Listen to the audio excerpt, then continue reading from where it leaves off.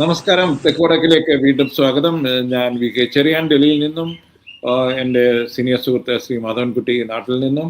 ഞങ്ങൾ ഇന്ന് സംസാരിക്കാൻ ചർച്ച ചെയ്യാൻ ഉദ്ദേശിക്കുന്നത് ശ്രീ സണ്ണി കപ്പിക്കാട് എന്ന ദളിത് ആക്ടിവിസ്റ്റ്, വാഗ്മിയുമായ അദ്ദേഹത്തിൻ്റെ ഒരു പൊട്ടൻഷ്യൽ എൻട്രി, അതായത് അദ്ദേഹം തിരഞ്ഞെടുപ്പ് രാഷ്ട്രീയത്തിലേക്ക് പ്രവേശിക്കുകയാണ്. സണ്ണി കപ്പിക്കാട് വളരെ ദളിത് വ്യൂ പോയിന്റിൽ കൂടെ സബാൾട്ടൈൻ സ്റ്റഡീസിൻ്റെ ഒരു വക്താവാണ്. വളരെ നല്ലതായി പ്രസംഗിക്കുന്നത് ഞാൻ പലപ്പോഴും കേട്ടിട്ടുണ്ട്. എനിക്ക് അദ്ദേഹത്തിൻ്റെ ചില വിഷയങ്ങളുടെ റെസ്പോൺസുമായിട്ട് വളരെ ഡിസഗ്രിമെൻ്റ് ഉണ്ട്. അതിന് കാരണം ഞാൻ കാണുന്നത് ഇതൊരു ഹ്യൂമനിസ്റ്റ് വ്യൂ പോയിന്റിൽ കൂടെയാണ്. ഞാൻ ശ്രീലങ്കനായി ജനിച്ചത് കൊണ്ടോ ദളിത് അല്ലാത്തത് കൊണ്ടോ അല്ല, ഒരു ഹ്യൂമനിസ്റ്റ് വ്യൂ പോയിന്റ് നോക്കുമ്പോൾ നമ്മൾ ഏത് കോസിന് വേണ്ടി നിൽക്കുമ്പോഴും സെക്ടേറിയൻ, അൾട്രാ സെക്ടേറിയൻ ആകുമ്പോൾ അതിൻ്റേതായ പ്രശ്നങ്ങളുണ്ട്. പക്ഷേ സണ്ണി കപ്പിക്കാട് തെരഞ്ഞെടുപ്പ് രാഷ്ട്രീയം വഴി ഈ അദ്ദേഹത്തിൻ്റെ പ്രഭാഷണങ്ങളിലും ആറ്റിറ്റ്യൂഡുകളിലുള്ള ഈ ഒരു ഹ്യൂമനിസ്റ്റ് ആസ്പെക്ട്, ഡെമോക്രാറ്റിക് ആസ്പെക്ട് കണ്ടെത്തും എന്നാണ് എനിക്ക് തോന്നുന്നത്. അതുകൊണ്ട് നല്ലൊരു മൂവാണ് ഇത്. അദ്ദേഹം നടക്കുവാണെങ്കിൽ മാത്രമല്ല അത് കേരളത്തിന് തന്നെ ഒരു ദളിത് ഒറിജിൻ ലീഡറെ കിട്ടുന്ന ഒരു സിറ്റുവേഷനിലേക്ക് പോകാൻ സാധ്യതയുണ്ടെന്നാണ് എനിക്ക് തോന്നുന്നത്. താങ്കൾക്ക് എന്താണ് തോന്നുന്നത് കുട്ടി?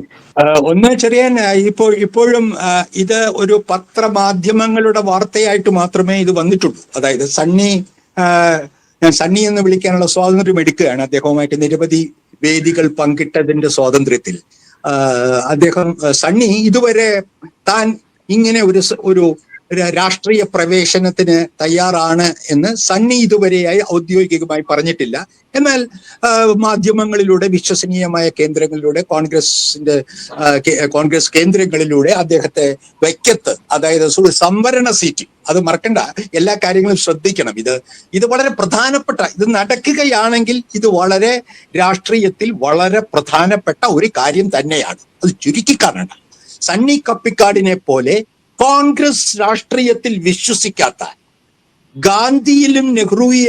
ഗാന്ധിയുടെ സമര പാരമ്പര്യത്തിലും നെഹ്റുവിന്റെ വികസന സങ്കല്പത്തിലും വിശ്വസിക്കാത്ത, തികച്ചും അംബേദ്കറൈറ്റ്, താങ്കൾ ഉപയോഗിച്ച വാക്ക് ഞാൻ ഉപയോഗിക്കുന്നില്ല, ഞാനും അംബേദ്കറിന്റെ സെക്ടേറിയനായി കാണുന്നയാളല്ല, ഞാൻ ബഹുമാനിക്കുന്ന ഇന്ത്യയുടെ വിമോചനത്തിന്, സ്വാതന്ത്ര്യ സമ്പാദനത്തിന് മാത്രം അദ്ദേഹം എന്ത് പങ്ക് വഹിച്ചില്ല എന്ന് പറഞ്ഞാലും ഇന്ത്യയുടെ ഭരണഘടനയുടെയും ഇന്ത്യയുടെ ദളിത് വിമോചനത്തിന്റെയും എൻ്റെ ഏറ്റവും നിർണായകവും ഇന്ന് ഏറ്റവും ശക്തവുമായ, ഇന്ന് ഹിന്ദുത്വ ഫാസിസത്തിനെതിരായി ഏറ്റവും ശക്തമായ മൂർച്ചയുള്ള ആയുധങ്ങൾ നമുക്ക് തന്ന താത്വിക ആചാര്യനും സാമൂഹ്യ പ്രവർത്തകനും രാഷ്ട്രീയ നേതാവുമാണ് അംബേദ്കർ.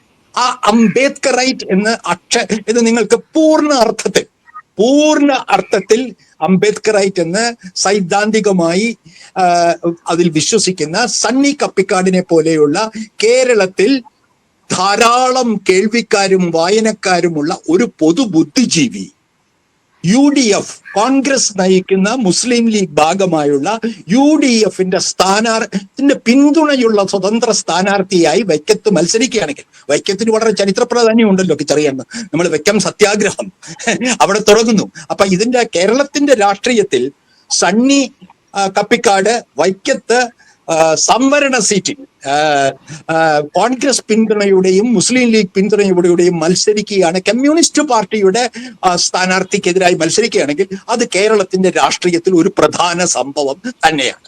അത് നമ്മൾ ആദ്യം അംഗീകരിച്ചുകൊണ്ട് മാത്രമേ നമുക്ക് ഈ ചർച്ച മുന്നോട്ട് കൊണ്ടുപോകാൻ പോലും. അല്ല, ഇതിലെന്ത് കാര്യം എന്ന് ചോദിക്കുന്ന മണ്ടന്മാർക്കോ ഈ ചർച്ചയുടെ പ്രാധാന്യം മനസ്സിലാവില്ല.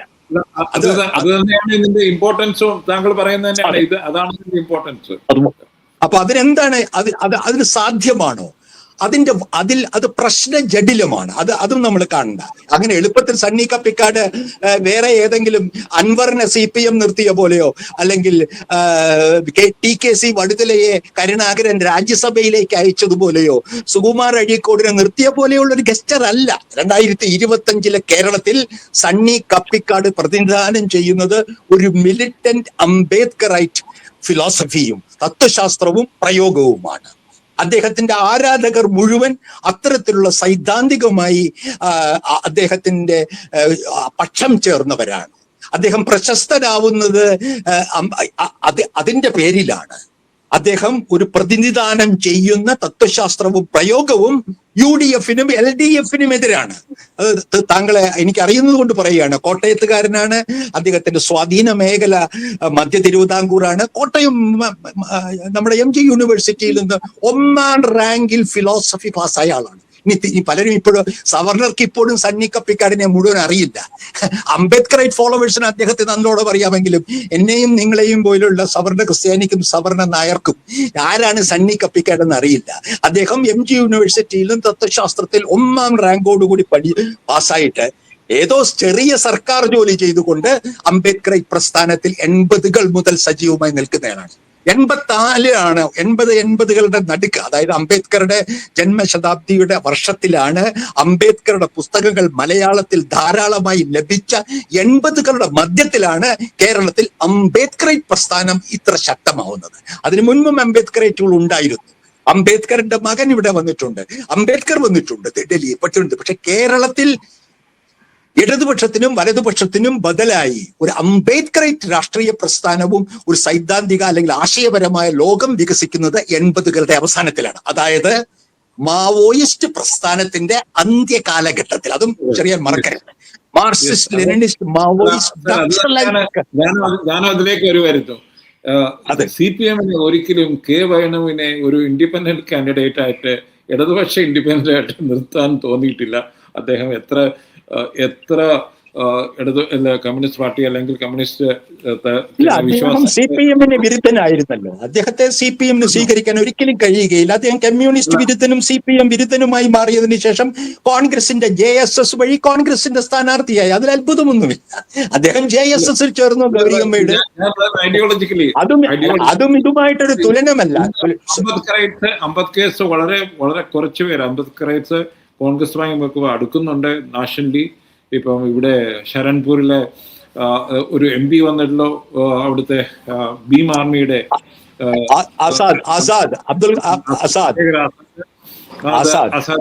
അദ്ദേഹത്തെ കോൺഗ്രസ് സപ്പോർട്ട് ചെയ്യുന്നുണ്ട്. അതുപോലെ ഇൻട്രസ്റ്റിംഗ് ആയിട്ടുള്ള ഒരു പൊളിറ്റിക്കൽ പ്രോസസ്സാണ് അത്. അംബേദ്കറൈറ്റ്സ് പൊതുവെ ഇപ്പോൾ കോൺഗ്രസിന്റെ ഒരു വിശാല കുടക്കീഴിൽ ജനാധിപത്യത്തിന്റെ, അംബേദ്കർ തന്നെ കോൺഗ്രസ് നെഹ്റുവിന്റെ കൂടെ നിയമമന്ത്രിയായ ആണ്, കോൺസ്റ്റിറ്റ്യൂഷൻ ഡ്രാഫ്റ്റിംഗ് കമ്മിറ്റിയുടെ ചെയർമാനൊക്കെ ആയത്. അതായത് എനിക്ക് തോന്നുന്നത് ഇതൊരു ചേണിങ് നടക്കുന്നതിന്റെ സൂചനയായിട്ടാണ് എനിക്ക് തോന്നുന്നത്. പിന്നെ അംബേദ്കറൈറ്റ് എത്ര കടുത്ത അംബേദ്കറൈറ്റ് ആണെങ്കിലും ഇലക്ഷൻ ജയിക്കണമെങ്കിൽ അംബേദ്കറൈറ്റ് അല്ലാത്തവർക്ക് വോട്ട് വേണം എന്ന് അവർക്കറിയാം. അപ്പൊ അതിനനുസരിച്ച് അദ്ദേഹത്തിന്റെ എനിക്ക് വളരെ വളരെ ഈ അദ്ദേഹത്തിന്റെ 2-3 ഇന്റർവെൻഷൻസ്, പ്രത്യേകിച്ച് ലാസ്റ്റ് ആയിട്ട് കാണുന്നത് അടൂർ ഗോപാലകൃഷ്ണനെ പറ്റി, ഇയാൾ ആരാണ് എന്ന് ചോദിക്കുക. അതൊക്കെ അതും അടൂരിനെ പോലെ പേഴ്സണലി എനിക്കറിയാവുന്നതാണ്. അദ്ദേഹത്തിന്റെ ഒരേ ഒരു മകൾ ഒരു സവർണനെയല്ല, പട്ടിക ജാതിക്കാരനെയല്ല, പട്ടിക വർഗക്കാരനെ കല്യാണം കഴിച്ച അതാണ് ഒരു ദേഹമാണ്.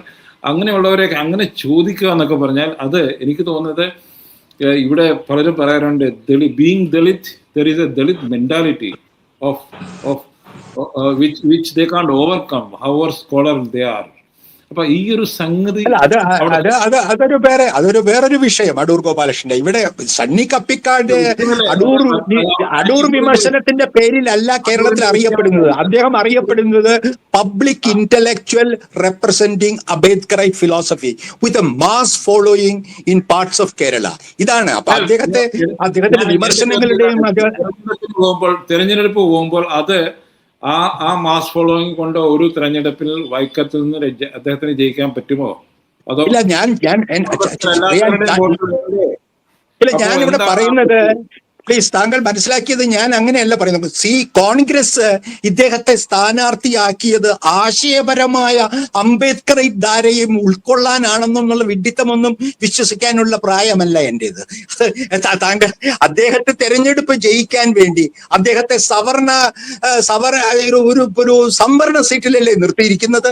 എത്ര മോശമാണ്! സണ്ണി കപ്പിക്കാടിനെ പോലെയുള്ള ഒരു സ്കോളറെ, ഒരു ദളിത് സ്കോളറെ അദ്ദേഹത്തെ നിർത്തിയിരിക്കുന്നത്. അപ്പൊ താങ്കൾ, ഞാൻ എന്റെ വാദഗതികൾ തീർച്ചയായും താങ്കൾ മനസ്സിലാക്കണം, ഏത് തലത്തിലാണ് ഞാൻ സംസാരിക്കുന്നതെന്ന്. സണ്ണി കപ്പിക്കാടിനെ നിർത്തുന്നുണ്ടെങ്കിൽ അത് കോൺഗ്രസ് തെരഞ്ഞെടുപ്പിൽ ജയിക്കാനുള്ള ഒരു സൂത്രപ്പണി എന്നുള്ളതിനപ്പുറം അതിന് ആശയപരമായ ഒരു അടിത്തറയും കേരളത്തിൽ അരിയാഹാരം കഴിക്കുന്ന ആരും കാണുന്നില്ല. അതുകൊണ്ട് തെരഞ്ഞെടുപ്പ് രാഷ്ട്രീയത്തിൽ അത് കാണത്തില്ല. പക്ഷേ കോൺഗ്രസ് ഇവിടെ നോർത്ത് ഇന്ത്യയിൽ വളരെ വളരെ വളരെ രാഹുൽ ഗാന്ധിക്ക് ചുറ്റുമുള്ള വളരെ യങ്സ്റ്റേഴ്സ് അംബേദ്കറൈറ്റ്സ് ആണ്. തീർച്ചയായും